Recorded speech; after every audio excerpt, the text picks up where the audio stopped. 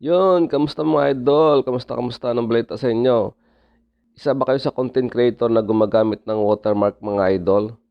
So kung kayo yon, please tigilan nyo na po ang paggamit ng watermark para iwas po kayo sa violation doon sa content monetization policies. Baka balang araw ay magkaroon po kayo ng unoriginal content. So yun ang pinakamahirap patanggal po yung mga ganong violation. So please tigilan nyo na po. Kung isa po kayo doon sa mga content creator na gumagamit nun, mayroon pong paraan para matanggal po ang watermark.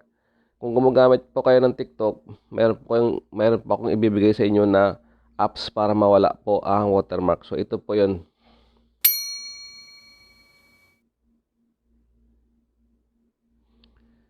So yan mga idol, so TechSaver po ang ginagamit ko para matanggal ang watermark sa TikTok. So ika-copy link mo lang yan, tapos i-paste mo lang doon sa TechSaver.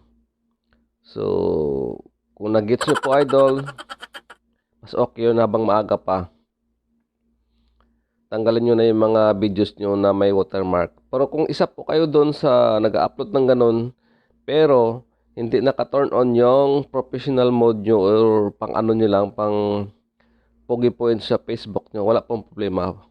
Pero kung isa kayo sa naka-turn on ng professional mode, please makatanggalin nyo na para iwas violation. So yun lang po. Maraming salamat. Bye-bye.